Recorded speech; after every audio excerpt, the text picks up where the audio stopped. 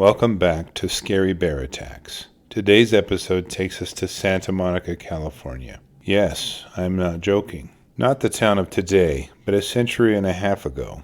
Before the freeways and high-rise buildings of today, Santa Monica was a seaside bear haven, and yes, some of those bears were grizzly bears. In 1853, the area may have had about 100 people and was starting to be farmed by Mexican settlers. The local plant life was an assortment as diverse as box elder and maple to saltbush and manzanita. The temperatures were very steady, without a frost, and rarely going above 90 degrees. This is the perfect environment for many different plant species as well as animals. One of those animal species that thrived in the area were brown bears. Andy Sublett was 46 years old on December 19th and enjoyed hunting bears and many other animals in the area. He was very proficient and was known in the area as a good guy to have around the ranch to keep the many predators from eating livestock. The winters in Santa Monica were less humid than the summers, and consequently there was less fog. The heat wasn't as bad, so it made for easy and satisfying hunting. It wasn't hard to find enough deer to keep the pot filled, but Andy really enjoyed finding and harvesting those giant brown bears that lived in the area. Their hide made great rugs and could be sold for a fair price, and the meat wasn't too bad either. Andy and a few of his friends decided to head up above the hills beyond the beach and see what kind of luck they might be able to find. They each decided to hunt a different area and split up accordingly. Andy and his dog Mick followed a low ridge above a small creek, which was overgrown with manzanita and box elder. The thick brush made for a great place for animals to hide, but also granted Andy great cover as he searched for game. Typically, the hunting trips weren't really long, as the game was plentiful and success was nearly inevitable any time the hunters went out. As Andy crossed the top of a low ridge, he could see a large brown mound slowly strolling across the hill opposite the creek. The hillside was covered with a new crop of clover, which the bear was munching a path through. Andy knew this was a great opportunity to harvest a large animal that would provide a lot of meat and a great hide, so he crept into shooting position and began to aim for the bear's vital area. He rested his rifle across a tree limb for support and fired. The bear immediately tossed and turned in pain, then dashed into the bush, where Andy could no longer see him. Mick bolted down the hill and immediately started barking at the bottom of the draw. Andy could hear the bear rustling around in the bush a bit and waited to see if it might show itself for a second shot. He reloaded and kept watching and waiting for an opportunity. The bear didn't run far and didn't quit making noise, moving around as Mick continued to bark at him. After about 45 minutes of waiting, Andy decided to sneak down to where he heard the rustling to see if the bear had died yet. He hadn't heard a death moan, which is characteristic when a bear dies. It's almost a sad lament from the bear and can be heard from a few hundred yards in distance. He began sneaking through the underbrush toward where he had heard the rustling. The brush was parched at this point in the year due to the dry Santa Ana winds, and that didn't help Andy, as he could no longer hear anything but crunching and crackling. Andy traveled about 80 yards toward the rustling noise when Mick began to growl. Andy continually pointed his rifle in the direction that he'd heard the rustling, but wasn't aware of the fact that he'd just passed the location. He walked right beside the injured bear, which took cover in a small gully. The brown bear burst from a dense stand of box elder to Andy's right and knocked him to the ground far too quickly for Andy to react. The bear bit him repeatedly as Mick barked and distracted the bear as best he could. Andy's gun was knocked from his hands upon impact, and the bear pinned him to the ground with one paw, while it bit his shoulder and clawed him about the head and neck with the other. The power of the bear was overwhelming and continually kept Andy from mounting any defense. Any time he would try something, the bear would simply swat at him and knock him rolling. Mick dodged and nipped, but was swatted away a few times as well. Andy knew the desperation of the situation and that his only defense was his hunting knife, still sheathed on his hip. Andy slid his right hand down along his side as the bear continued to chew on his left shoulder and pulled out the 5-inch razor-sharp knife.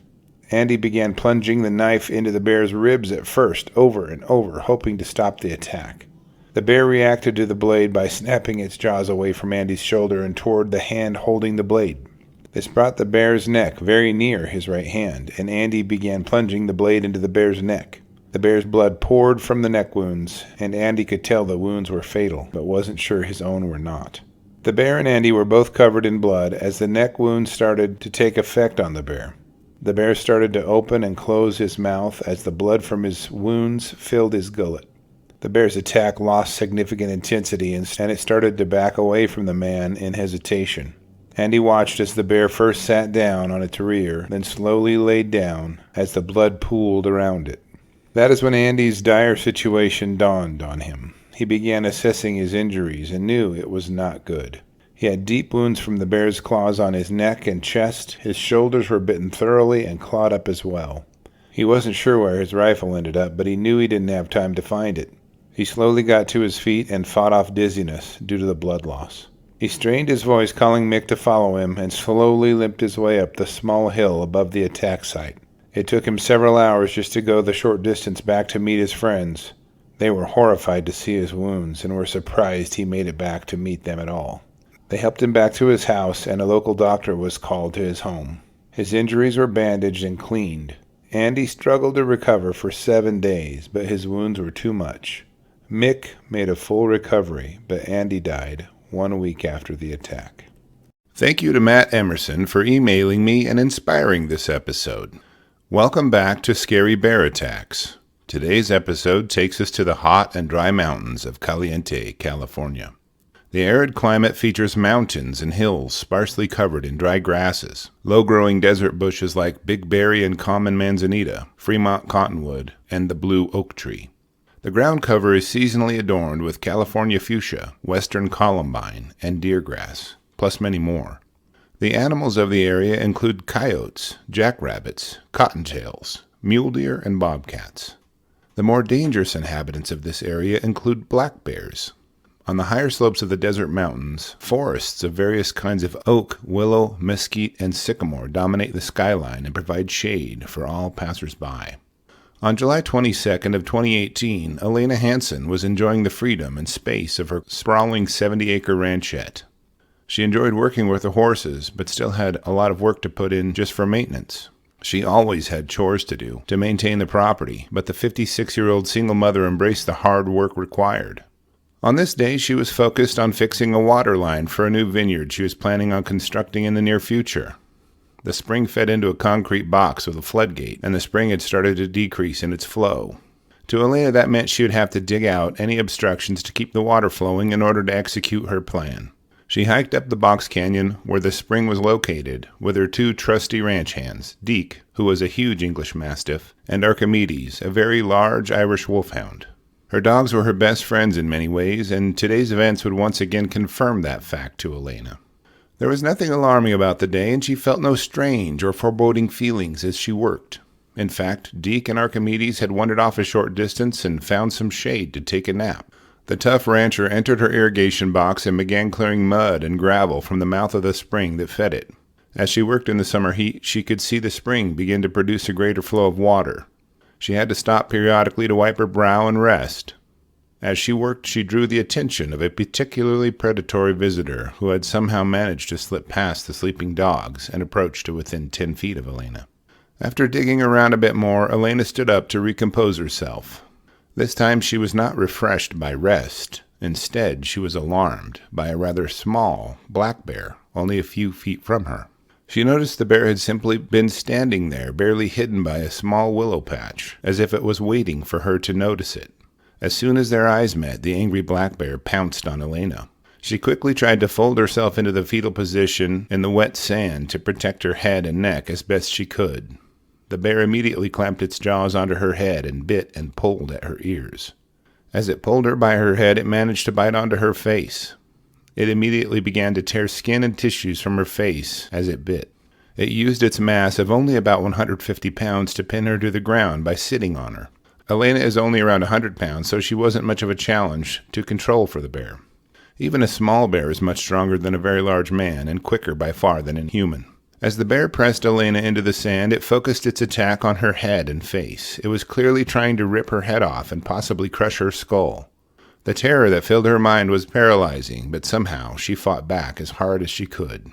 The black bear sank its large canine teeth into Elena's right eye socket and ripped a small piece of flesh from that area. She reported hearing her tissues being ripped and the chomping sound the bear's jaws made as it meted out its destruction on her. It next focused on destroying her nose and mouth. Its jaws crushed and sliced the skin and tissues of her nose and rendered it into crushed and mutilated meat. She indicated that she could feel and hear her eyeball pop as the bear's teeth punctured it.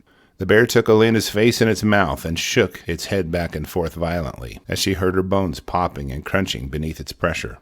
She looked up at the face of the bear in time to see it spitting out an uncertain number of her teeth it had chewed from her skull. Elena realized that she had to fight for her life. This bear wasn't just surprised into a defensive attack, but was obviously trying to kill her by tearing her head off. She silently thought to herself that this bear doesn't know just who it's attacking. She took her thumbnail and jammed it into the bear's eye as hard as she could and began yelling for her dogs. Immediately after this last gasp of self-preservation, Elena lost consciousness. After a few seconds of unconsciousness, Elena woke up to the growling, grunting, and howling of the fracas that broke out between her dogs and the bear. As the dogs recognized what was going on, they attacked the bear as it sat on Elena. Now, all three large animals were fighting right on top of her. She could see a blurry series of teeth snapping and fur flying as the three animals bloodied each other. She was losing blood quickly as the animals battled, but managed to wiggle out from underneath the violent battle and tumbled down the hill a few hundred yards as the bear attacked Deke's stomach area. She struggled to her feet and stumbled a little over a quarter of a mile back to her vehicle, led by Archimedes and Deke, who had sustained minor injuries. As she situated herself in the driver's seat, she was shocked by her appearance in the rearview mirror, but was pleased to note that her white baseball cap was still on her head. What she thought was her cap was actually her mostly severed scalp. She loaded them all into her vehicle and drove the 3 miles down the road to a local fire station. The firemen were surprised and amazed to see a woman with her face in tatters drive herself up and start asking for help. Captain Kurt Merrill recalls asking her name. She responded, Elena Hansen. He knew her well, but he couldn't recognize her through the destruction to her face. They immediately tended to her wounds as best they could while waiting for the Life Flight helicopter, which would take her to the UCLA Medical Center for treatment. At the hospital, the doctors discovered that the bear's attack had damaged Elena's orbit of her eye, and part of her cheekbone had been consumed by the bear. The bear also completely crushed her nasal bridge and even chewed off her ears, lips, and a segment of her left cheekbone. The damage to her dental arcade was tremendous as well, as the bear had broken her jaw, ripped out 14 of her teeth, torn up her gums, and broken the upper palate of her mouth. Medical professionals somehow put her face back together, with over 1,000 stitches during a 10-hour initial operation, describing her injuries as the worst they'd ever seen. She had to endure several plastic surgeries to make the reconstructed parts of her face look as normal as possible. Only a few years after the attack and subsequent surgeries, she says nobody in public ever seems to notice her scars, unless she points them out. She's quoted as saying, "You'd be amazed what you can do if you have to, but you have to do something. The key to surviving is it doesn't matter what you do, just start the ball rolling. Do something, and then improvise as you go along. You never know where it's going to end up, but it's better than lying there and letting something eat your head off." Archimedes and Deke survived with minor injuries and still enjoy protecting her, even while they nap. The firemen at the fire station admired her toughness as they pointed out that she not only drove herself there, but had the wherewithal to give them her personal information. Elena's son, Alec Newman, said that it would take a lot more than some punk bear to get rid of his mother. A further comment of Elena's is quoted as, "These scars are hard-earned trophies for what I've been through. They're actually something I could be grateful for. I'm proud of them. I can go talk to little girls and say, I'm still beautiful, even with these." Regarding her sentiments toward the bear, Elena is quoted as saying, "They've got as much right to be here as I do, but until they start paying property tax, I'm going to assert my dominance." As for the bear, there's no source of what happened to the bear.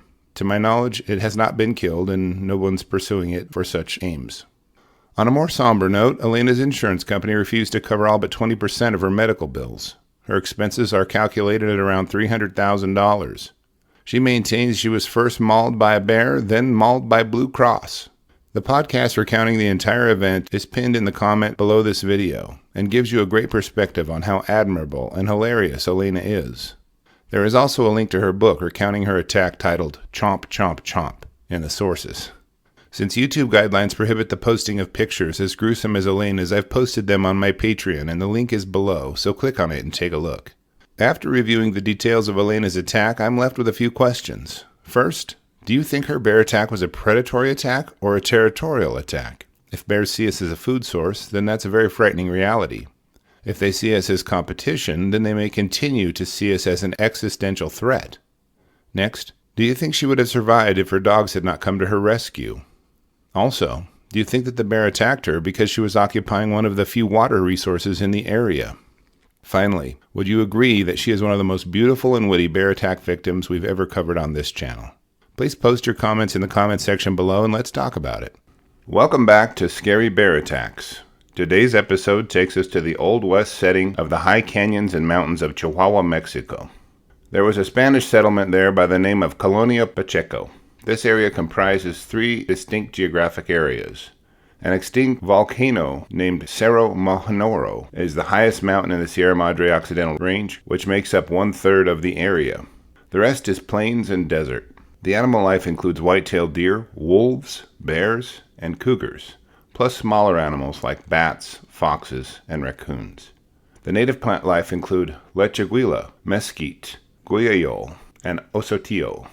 The elevation averages around a mile high, which is the same as Denver, Colorado, back in the States. At the time, the state of Chihuahua had 18,279 people and 94,000 square miles, meaning there was only 5 people per square mile.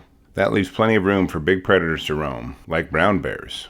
George and Hiram Nagel were brothers, and in the early summer of 1892, they were helping out on one of their family's many ranches. They were Mormon settlers pushed into Mexico after they were chased out of Missouri in the United States.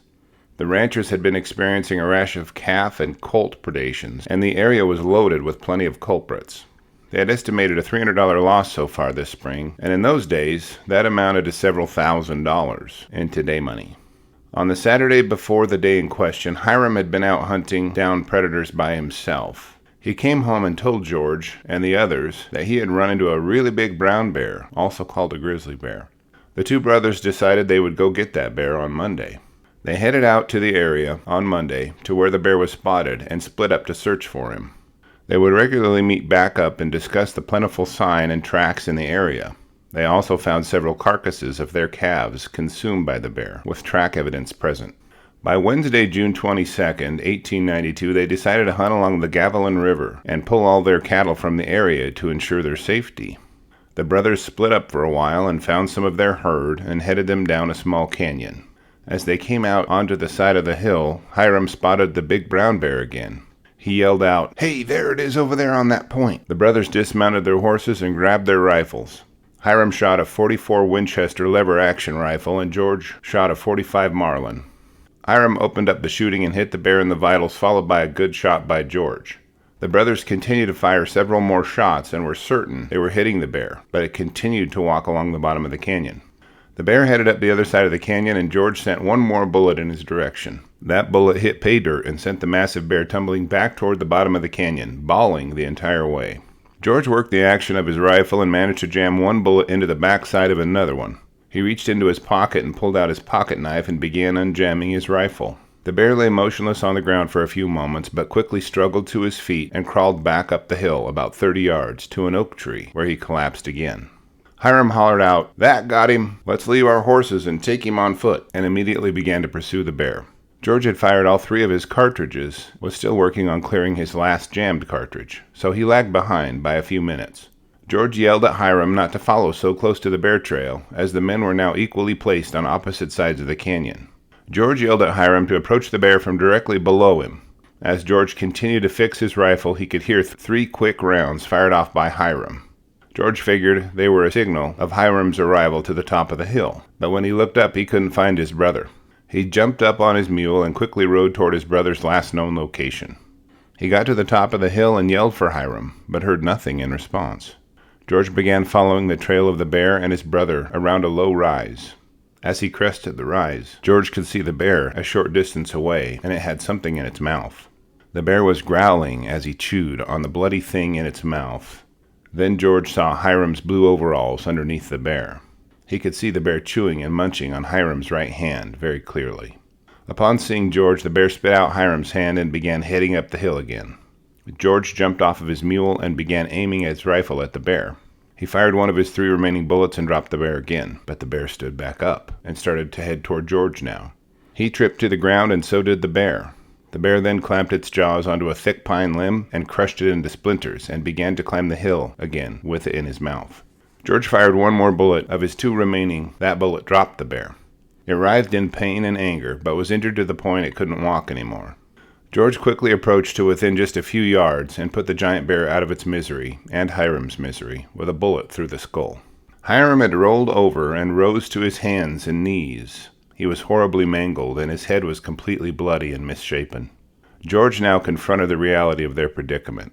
They were 15 miles from their home and had no other people for help. He cried and prayed as he watched Hiram, now on his elbows, pour blood onto the ground from wounds on his head, shoulders, and face. The pool of blood beneath him grew visibly by the second. Hiram begged for water, and George ran down to the creek and brought back a hat full of water for him. He used part of the water to wash Hiram's wounds. George then began assessing his brother's injuries. Hiram's scalp was peeled back about 4 inches, starting at his forehead. At first, George only noticed the peeled scalp and several large punctures from the bear's teeth. After some examination, George could see where the bear had bitten from the back of his brother's head toward the right eye and crushed that portion of the skull in between. That part of his skull was pulled back, and fluid from his brother's brain leaked out. Hiram's cheek was gashed from just below his eye to just under his jawbone, and half of his lip was bitten off. On his face, head, and shoulders were 27 injuries. His right hand was horribly chewed, and his left hand was bitten through. There was a large bite wound just above Hiram's left knee, and a bare paw imprint on his chest from a paw strike. George encouraged Hiram to muster all the faith he could, as only God could help him now. As his brother helped him, Hiram described what led to his horrible condition. Hiram explained the bear went over a rise just out of sight and laid down so he couldn't see it. He approached within a few yards before he noticed it, and the bear ambushed him.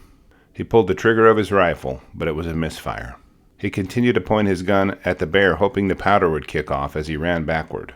The bear initially struck him with his left paw, as his right shoulder was wounded by one of the prior shots. This slap broke Hiram's jaw and knocked him flat to the ground. The bear then clasped his head in its jaws. He raised his hands to protect himself, but the bear completely overwhelmed any attempt at defense he could make. After taking care of his brother for a moment, George looked around and located what must have been the initial attack scene a few yards away. Hiram's hat and gun were found there. George looked over Hiram's rifle and noticed that it was cocked and had all 3 cartridges in it still. His brother had only thought he was shooting at the bear during its charge, and had never actually fired at it. He apparently didn't chamber a round and mistakenly simply pulled the trigger without a round in it and thought it had misfired. The young cowboy was tough and rode the 1.5 miles back to camp on his horse. George made a bed for him and gave him some milk and water to help revive him a bit. He bandaged his brother's wounds with cloths soaked in salt water and continued to clean up his wounds. Hiram fainted a few times from the trauma, blood loss, and pain, but began to recover a bit. He begged his brother not to leave him alone, even if it was to go get help. Either option for the boys was not great. Hiram was in no condition to ride the rough 15-mile trail back home, and leaving him alone to travel that same trail, going and back, might leave him without help in his last moments. Hiram said that he thought he could make the ride home, with the help of God, and his brother would get everything ready at once. George gathered 2 gallons of water and put his slicker on Hiram as the weather had begun to look like rain. The boys prayed together before George helped Hiram into the saddle, supporting him with rolled-up blankets. Hiram actually made the entire trip alive, while leading his own horse the whole way with only his left hand. He required several sips of water and rode through the night to get home by 10 p.m. Together they crossed timber and canyons in their trip, but they made it home. George gathered up the church leaders and family from the Pacheco area, and they took turns changing his bandages and praying for him and with him. They sent for a doctor from a neighboring town. They used every form of treatment to stop the swelling, infection, and bleeding, but eventually could do no more. Hiram fought hard to keep his life, but suddenly opened his left eye wide and looked around the room at its occupants as if to say goodbye, then breathed a few short breaths and died. George marveled to the others present how Hiram didn't complain or groan during or after the attack, and somehow made the 15-mile ride home. He was extraordinarily tough. His 19-year-old widow of only 6 months wept loudly as her 23-year-old husband slipped away from her while in her arms. Hiram passed away on June 24, 1892, 2 days after the grizzly bear attack, most likely from infection. After understanding all the details of this case, I'm left wondering, did the bear lay up in ambush waiting for Hiram? Did the young man actually hit the bear as many times as they thought? Was the bear so tough that it actually lived through 8 or so rifle shots hitting it? What do you think was Hiram's most costly mistake? Post your comments below and let's talk about it.